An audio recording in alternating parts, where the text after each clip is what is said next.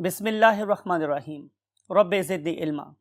My dear students, you know कि हमने previous lecture में मीन्स लेक्चर नंबर 9 में हम लोगों ने स्केलेटन के आखिरी पार्ट को पढ़ा, दैट वाज अपेंडिकुलर स्केलेटन।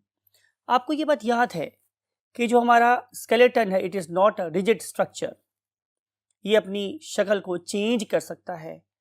आखिर एक स्केलेटन अपनी शक्ल को हार्ड होने के बावजूद कैसे चेंज कर सकता है? Yes, you are right, due to presence of joints, right. और यही हमारा आज का टॉपिक है। आइए देखते हैं कि इस टॉपिक में हम क्या क्या स्टडी करने वाले हैं। यस माय डियर स्टूडेंट्स, हम स्टडी करने वाले हैं जॉइंट्स को। तो पहली बात यह है कि हमें जॉइंट्स को डिफाइन करना है। तो डेफिनेशन ऑफ जॉइंट इज कि place a place in skeleton where two or more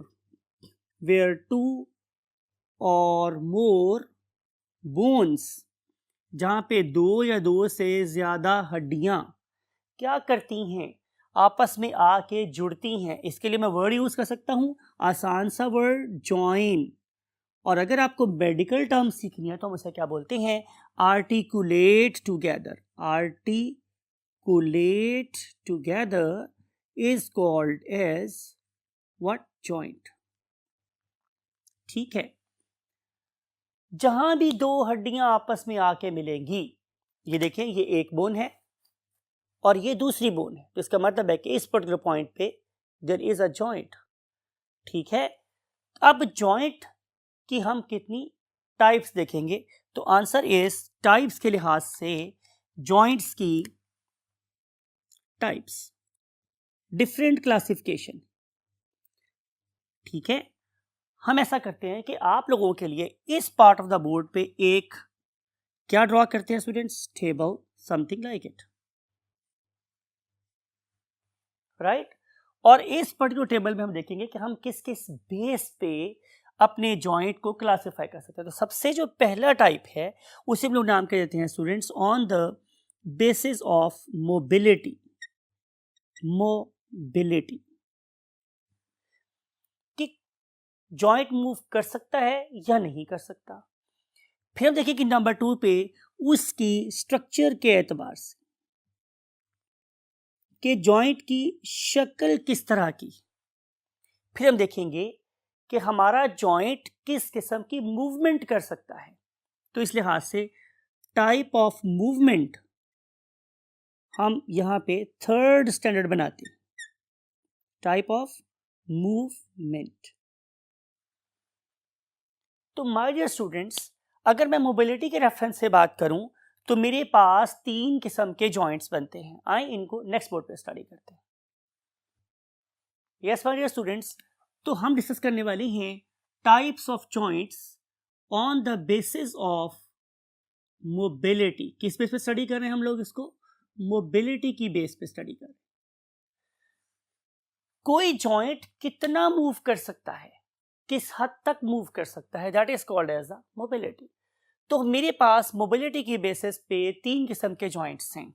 number 1 are called as immovable joint. इसका मतलब ये होगा कि दो बोन्स एक दूसरे के साथ साथ पड़ी हैं और कभी अपने रिलेटिव पोजीशन चेंज नहीं करती। अब देखिए ना, ये वाली बोन इस बोन से अपनी रिलेटिव पोजीशन चेंज कर रही, लेकिन वहां पे दो बोन साथ साथ तो पड़ी हैं, लेकिन जब से पैदा हुए वो साथ ही पड़ी हुई है, वो अपनी आपको मूव नहीं कर सकती। Can you find example? Yes, perfect. Bones of the skull, ये बोन जब से यहां यहीं पड़ी हुई है, ये बोन जब से यहां यहीं है, और ये पैराइटल बोन जब से पड़ी है यहीं है, ऑक्सीपिटल जब से पड़ी है यहीं पर। तो these bones can not change the relative position with respect to one another, तो हम उसे नाम कर देते हैं immovable joint.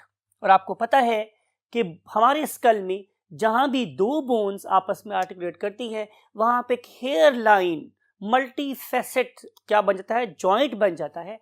And that very multi facet joint is called as what? Suture, right. तो हम एग्जाम्पल लिखेंगे, for example sutures of the skull. For example, sutures of the skull. अब आप क्या करेंगे, look at this very animation. आपको यहाँ पे ये स्लोली रोटेट करती हुई स्कल नजर आ रही है और आपको इसके अंदर बिल्कुल ये लाइन नजर आ रही है। लुक हमने इसको लेबल भी किया हुआ है। These particular lines are called as sutures and they never change their relative position, therefore it is an excellent example of immovable joint. Now move to the next thing. वो जो next चीज है वो मेरे पास क्या है students, slightly movable joint. Slightly इसका मतलब ये है कि दिस जॉइंट विल मूव थोड़ा थोड़ा, स्लाइटली, स्लाइटली मीन्स थोड़ा थोड़ा मूव करेगी। तो हम लिखेंगे कि ये एक स्लाइटली मूवेबल जॉइंट है। Now can we quote some example कि हमारी बॉडी में कोई ऐसा जॉइंट है कि जो किसी खास रेस्ट्रिक्शन की वजह से आगे मूव नहीं कर सकता। आमतौर पे ये प्रेजेंस ऑफ कार्टिलेज होती है और उसकी खास शेप है कि जिसकी वजह से ये वाला जॉइंट अपनी पूरी तरीके से मूवमेंट शो नहीं कर सकता। और इसकी जो बेस्ट एग्जांपल है that is, look at this, and this is vertebral column. आपको पता है कि हमारी वर्टिब्रल कॉलम एक कर्व्ड स्ट्रक्चर है, लेकिन हम किसी खास हद तक ही बैंड हो सकते हैं, उससे ज़्यादा बैंड नहीं हो सकते। उसके रीज़न डेफिनेटली वो कुशंस हैं हमारी कार्टिलेज के जो दो बिटवीन इंटर वर्टिब्री पाए जाते हैं। तो बेस्ट एग्जांपल मेरे पास क्या है, यस, वर्टिब्रल कॉलम। एग्जांपल लिख रहे हैं आप लोगों के लिए, vertebral column, joints of vertebral column, right? तो जो joints of vertebral column है, they are very best example of slightly movable joint।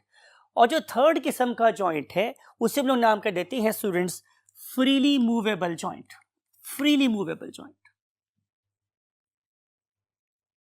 Freely movable joint.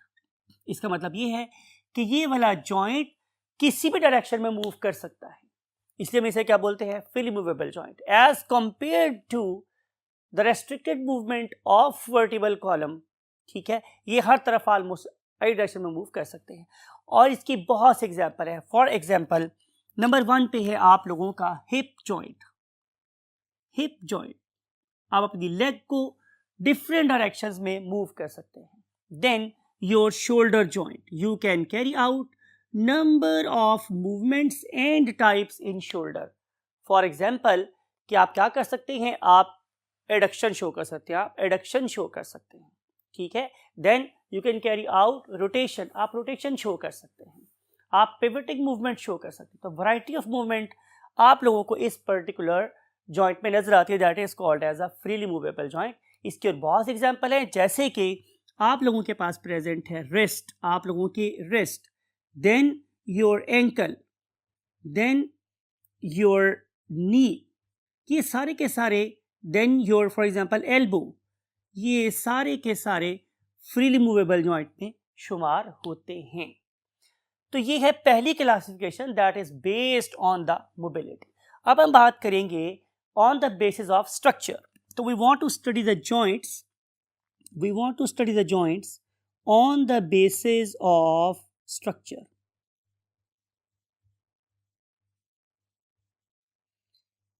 Structure के लिहाज से भी मेरे पास जॉइंट्स की 3 टाइप्स हैं। One of them is called as fibrous joint, fibrous joint। Number 2 type is called as cartilage joint, cartilage joint।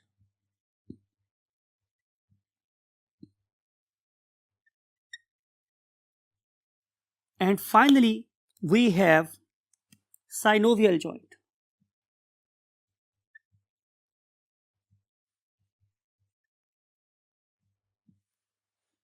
Right, आइए हम ऐसा करते हैं कि इनको 1 by 1 एनिमेशन से समझते हैं।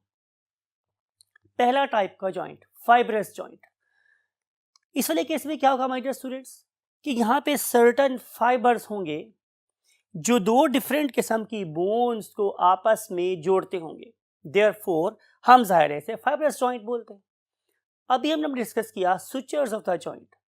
सवाल ये है कि अगर मेरी स्कल की दो बोन्स आपस में हमेशा स्टैटिक रहती हैं तो जाहिर है उसको कोई जोड़ने वाली चीज भी होगी। तो answer is very right, the fibrous tissues. वो वाले फाइब्रस टिश्यूज इन दो बोन्स को सो स्ट्रांगली सीमेंट टुगेदर कि अपनी रिलेटिव पोजीशन बाद में कभी चेंज नहीं करते। इसका मतलब ये होगा कि जो सुचर ऑफ द स्कल है वो मोबिलिटी के लिहाज से इमूवेबल जॉइंट है और स्ट्रक्चर के लिहाज से वो फाइब्रस जॉइंट है। तो हम लिख रहे हैं यहाँ पे पहली एग्जांपल। तो पहले एग्जांपल मेरे पास क्या है my dear students? Yes, sutures of skull. Sutures of skull, ये इसकी मेरे पास पहली example. Look at your teeth. क्या आप लोगों के जो दांत हैं वो हिलते रहते हैं? तो आंसर इज नो। आपके दांत भी आप लोगों की बोन के अंदर, आप लोगों के जॉज के अंदर बहुत स्ट्रांगली एंकर्ड है और उस पर्टिकुलर एंकरेज की वजह भी वही फाइब्रस टिश्यू है that is basically providing cementing material. तो यहाँ पे आपके दांत और जॉज का जो जंक्शन है, जोड़ है, it is a kind of fibrous joint. तो लिखेंगे teeth and bone of skull. तो यहां पे जो जंक्शन बन रहा है it is also a kind of fibrous joint. फिर हम मूव करते हैं कार्टिलेज जॉइंट की। इस वाले केस में, कार्टिलेज वाले केस में, इधर देयर इज नो मूवमेंट और there is very restricted movement. यानी कि अगर आपने कान को देखे या अपने नोज को देखे तो यहाँ जो कार्टिलेज है वो मेरी हड्डी के साथ जुड़ी हुई है। जो मेरा कान है वो मेरी स्कल के साथ जुड़ा हुआ है, लेकिन इस वाले केस में मूवमेंट नहीं हो रही। तो इस वाले केस में पहली बात क्या होगी? There is no movement. There is no movement, नजर नहीं आ रही मुझे मूवमेंट। और यह जो मूवमेंट है it is very very restricted, बहुत ही कम मूवमेंट है। और इसकी जो मेरे पास बेस्ट एग्जांपल है वो है joints between the sternum and rib. You know, अगर आप इस पर्टिकुलर इमेज को देख रहे हैं तो आपको नजर आएगा कि आप लोगों की स्टर्नम के साइड का जो एरिया है it is basically cartilaginous area, ठीक है, और आगे शुरू हो जाती है आप लोगों की क्या? रिब। तो इसके दरमियान जो जॉइंट है it is due to definitely cartilage. फिर हम आपसे और आगे चलते हैं तो मुझे ये पता चलेगा कि मैंने आपको अभी एक बोन का नाम बताया था, उसका नाम था इननॉमिनेट बोन्स, यानी कि एक ऐसी बोन जिसका कोई नाम नहीं है और वही उसका नाम भी था। इसमें तीन बोन्स मैंने आपको बताई थी, इलियम, इस्कियम और प्यूबिस, राइट। ये तीनों की तीनों बोन्स आहिस्ता आहिस्ता क्या करती हैं कि कार्टिलेज को खत्म करती चली जाती हैं और बोनी होती चली जाती, लेकिन इनके दरमियान भी जो चीज़ें इनको आपस में जोड़ने वाली है बहाल, वो क्या है? कार्टिलेज। और इसकी वजह से ये तीनों बोन्स हमेशा एक दूसरे के साथ अटैच रहती हैं और कभी भी सेपरेट नहीं होती। लेकिन इससे जो अहम बात है वो ये है कि ये वाली इननॉमिनेट बोन, चाहे वो राइट साइड की है या वो लेफ्ट साइड की है, it is going to make a cartilage joint with coaxial bone. अब आपसे मैं पूछूं कि what is basically coaxial bone, तो आप नाम बताएंगे कि सर ये सैक्रल वर्टिब्री हैं जो आपस में फ्यूज होके मेरे हिप जॉइंट बनाने में हेल्प कर रहे हैं विद द टू इननॉमिनेट बोन्स। यानी कि अगर मैं दोबारा समराइज करूं तो सेंटर में कोएक्सियल बोन है और राइट और लेफ्ट दो साइड्स के ऊपर क्या प्रेजेंट है? Innominate bone. तो इसके दरमियान में जो जंक्शन है इट इज ऑलमोस्ट इमूवेबल और very slightly movable and that is a cartilage joint. और अब हम चलते हैं last joint, that is called as synovial joint. It is the most complex joint that is called as the synovial joint. It allows a free movement. इसका मतलब ये होगा कि जो मेरे फ्री जॉइंट्स हैं या फ्रीली मूवेबल जॉइंट्स हैं वो साइनोवियल जॉइंट भी हैं। शायद कोई ऐसा जॉइंट होगा जो फ्रीली मूवेबल है और साइनोवियल ना हो, बिकॉज कि synovial is name of a secretary membrane that has ability to secrete a fluid that is called as secretary fluid, ठीक है। और it is acting as a lubricant. मेरा छोटे से छोटा मूवेबल जॉइंट भी साइनोवियल है, यहाँ भी साइनोवियल फ्लूइड है, यहाँ भी साइनोवियल फ्लूइड है, यहाँ भी है, यहाँ पर भी है, यहाँ पर भी है, यहाँ पर भी है, राइट। तो जहाँ कहीं भी मूवमेंट हो रही है, जहाँ कहीं भी मूवमेंट हो रही है उसके पीछे बेसिकली एक लुब्रिकेंट है that is being released by a membrane that is called as synovial membrane. और इसी साइनोवियल मेम्ब्रेन की वजह से हम इसे साइनोवियल जॉइंट भी कहते हैं। फिर इसके अंदर एक स्पेशल किस्म का लिगामेंट भी होता है that holds the things together, और इसके बाहर एक स्पेशल कार्टिलेज का बना हुआ कैप्सूल होता है that is called as synovial capsule. It is very flexible, it is very soft, but it is very much insulating. इसका पर्पज़ ये है कि जो फ्लूइड इसके अंदर है वो इसके अंदर ही रहे, अर्थ से बाहर रिलीज ना हो जाए. It is the job of synovial capsule. और जो आखिरी और मोस्ट इंपॉर्टेंट बात है वो ये है कि जब तक ये वाला फ्लूइड बनता रहता है, हमारे दो कार्टिलेज के दरमियान में एक बहुत ही डेलिकेट सा हाइड्रोस्टैटिक प्रेशर डेवलप रहता है जो इन दो बोन्स को एक माइक्रोस्कोपिक गैप के ऊपर दूसरे के ऊपर गिल्ला स्लाइड करवाता रहता है. लेकिन जब ये वाला फ्लूइड क्या होता है, कम होना शुरू हो जाता है, तो फिर ये जॉइंट्स ड्राई हो जाते हैं और फिर जाहिर है मूव करते हुए पेन होती है और हम इसे किसी हद तक आर्थराइटिस कह सकते हैं. लेकिन जाहिर है आर्थराइटिस लास्ट स्टेज होगी जब इन्फ्लेमेशन भी स्टार्ट हो जाएगी. सो ये है हमारे इस साइनोवियल जॉइंट के बारे में कुछ इंफॉर्मेशन. तो इसको देखते हैं. आए लुक एट दिस कि ये मेरे पास पहली लॉन्ग बोन है और ये मेरे पास दूसरी लॉन्ग बोन है. इन दो बोन्स के एंड पे you can see the cap of cartilage. ऊपर वाली बोन के ऊपर भी कार्टिलेज है और नीचे वाली बोन के अंदर भी कार्टिलेज है, और इसके दरमियान में एक माइक्रोस्कोपिक गैप है that is basically filled up with this very transparent fluid. अगर आपने कभी पाए बनाए हो या कसाई को पाए बनाते हुए आपने देखा हो तो देखा होगा कि जब भी मैं जॉइंट को कट करता हूँ उसके अंदर से एक ट्रांसपेरेंट सा फ्लूइड निकलता है, दैट इज साइनोवियल फ्लूइड. ठीक है. और इसके बाहर लाइंड है ये वाली membrane that is called as synovial membrane, और उसके बाहर साइनोवियल लिगामेंट, और इस सब के बाहर synovial capsule that is made up of cartilage. तो वही बात है कि फबिअय्यि आलाइ रब्बिकुमा तुकज़्ज़िबान, या जैसे मकसद शेर बोलता हूँ कि हर चीज़ से है तेरी कारीगरी टपकती. तो अल्लाह ताला की जो आर्किटेक्चर है वो हमारे अंग अंग में हमें नज़र आती है, राइट. और उसी को फॉलो करके फिर हमने बड़ी बड़ी मशीन्स बनाई और हमें ये पता चला कि अगर हमने दो मेटल को दूसरे के ऊपर रगड़ना है, स्लिप करवाना है, तो we have to have lubricant like synovial fluid. हम चलते हैं आज के आखिरी टॉपिक की तरफ, आखिरी पॉइंट की तरफ, that is the structure of the joints और the type of the joint on the basis of their movement. तो आइए हम लास्ट बोर्ड पे चलते हैं. यस माय डियर स्टूडेंट्स, हम डिस्कस करेंगे जॉइंट को on the basis of nature of movement. Nature of movement. तो मूवमेंट के लिहाज से आपको जॉइंट स्टडी करनी है तो आपको याद है मेरी एक बात जो मैं बहुत दफ़ा आप लोगों से कर चुका हूं कि एनाटॉमी कोरिलेट्स विथ फिजियोलॉजी, या structure is related to the function और function is related to the structure.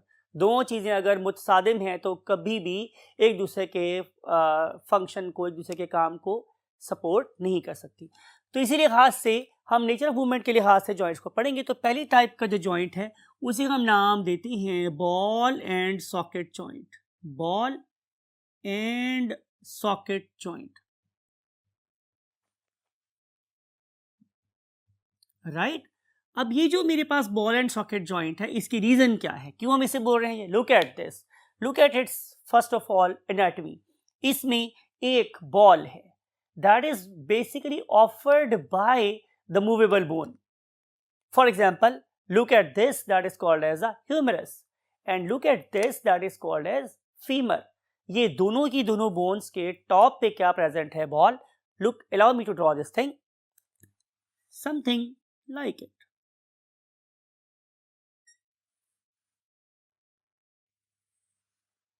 So this is a ball. ये एक बॉल है. It is basically offered by the movable bone, और ये चल रहा होता है बॉल एक सॉकेट के अंदर that is offered by a static bone. Static means हरकत नहीं कर रही. तो जिस बोन ने हरकत नहीं करनी वो क्या ऑफर कर रही है? सॉकेट. और जिसने मूव करना है वो क्या ऑफर कर रही है? बॉल.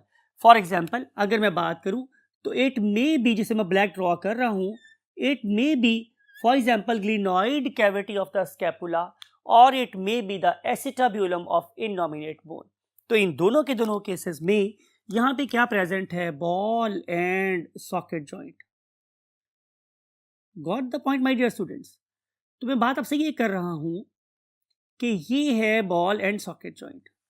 अब नेचर ने स्ट्रक्चर ऐसी क्यों बनाई? ताकि ये यहाँ पे एक बड़ी स्पेशल किस्म की मूवमेंट कर सकती हो, that is called as rotation. ये वाली मूवमेंट हमें बॉल एंड सॉकेट जॉइंट के अलावा कहीं नज़र नहीं आ रही। हालांकि इसकी वजह से हम बहुत से मूवमेंट कर सकते हैं, जैसे कि मैंने बताया था, फ्लेक्शन कर सकते हैं, एक्सटेंशन कर सकते हैं, एडक्शन कर सकते हैं, एबडक्शन कर सकते हैं, सुपीरिएशन करवा सकते हैं, पोर्निशन करवा सकते हैं, फिर हम रोटेशन करवा सकते हैं। तो ये जो जॉइंट है इसे हम बोलते हैं क्या है, बॉल एंड सॉकेट जॉइंट। दूसरी किस्म के जॉइंट को हम नाम देते हैं, that is called as hinge type joint. Whenever I say hinge type, तो hinge का मतलब होता है माय डियर स्टूडेंट्स कब्जा, कब्जा। अब आप क्या करेंगे माय डियर स्टूडेंट्स कि आप लोग इस पर्टिकुलर एनिमेशन को देखिए। तो इसमें आपको नजर आ रहा है एक डोर या एक विंडो। आपको पता है कि मैं इस पर्टिकुलर डोर को parallel to X axis move कर सकता हूं, राइट। फिजिक्स बहुत पढ़ी है आप लोगों ने, लेकिन मैं इसे वाई एक्सिस मूव नहीं कर सकता, राइट। इसको मैं मूव कर सकता हूं किसमें, एक्स एक्सिस के अलोंग, वाई एक्सिस में मूव नहीं हो सकता ये डोर। इसका मतलब ये होगा कि हम किसी ऐसे जॉइंट की बात कर रहे हैं कि जिसकी movement restricted to one plane है, restricted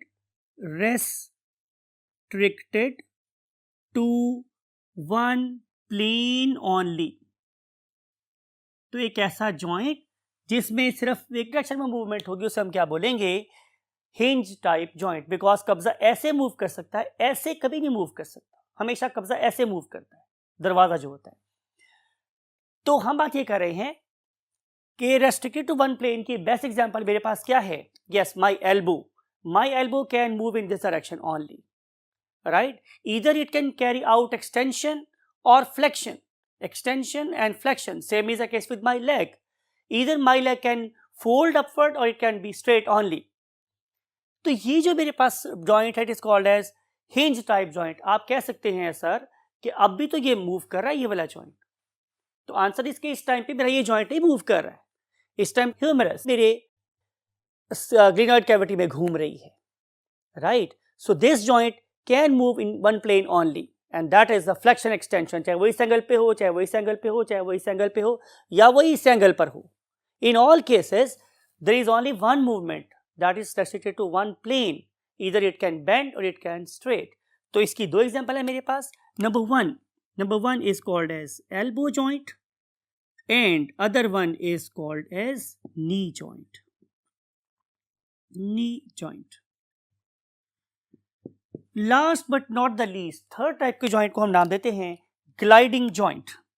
last but not the least is called as gliding joint. Whenever we say the term glide, इसका मतलब है to slip over each other।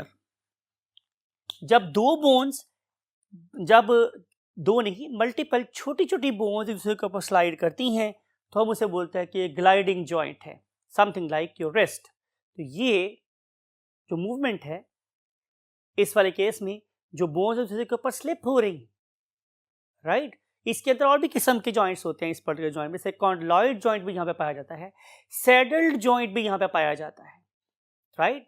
तो ये जो मेरे पास मूवमेंट है it is due to slipping of the bones over each other, right. So this particular joint is called as gliding joint. It can occur at two places in your body. Number one is called as your wrist or wrist joint, and other one is called as your ankle joint। आपका जो टखना है, घुटना नहीं बोला है मैंने, टखना बोला है, ankle, that is lying at the junction of the tibia fibula and the tarsal bones। So ankle joint is the second example of what gliding joints। तो ये है सारी बातें रिगार्डिंग द जॉइंट्स। हमने जॉइंट्स को तीन बेसिस के ऊपर स्टडी किया, कहाँ कहाँ लोकेट करते हैं, कहाँ कहाँ किस किस मूवमेंट शो करते हैं। फॉर एग्जांपल अगर मैं इस जॉइंट की आपसे बात करूं तो ये तीन किस्म, इसके तीन तरह के नेम हो सकते हैं। शक्ल के लिहाज से बात करूं तो बॉल एंड सॉकेट है, ठीक है। प्रेजेंस ऑफ साइनोवियल फ्लूइड की रेफरेंस से बात करूं साइनोवियल है, और मूवमेंट की बात करूं तो क्या है, फ्रीली मूवेबल है। अगर मैं स्कल की बात करूं तो ये इमूवेबल भी है और ये फाइब्रस जॉइंट भी है। सो इसी के साथ हम एक जॉइंट के डिफरेंट किस्म के एट्रीब्यूट्स को स्टडी कर सकते हैं। So that's it for this particular topic and lecture. हमेशा की तरह इस दुआ के साथ कि आप इसमें से बहुत फ़ायदेमंद बातें हासिल कर सकते हो और जो एक बड़ी इफेक्टिव फाउंडेशन ले करें फॉर द मेडिकल कॉलेज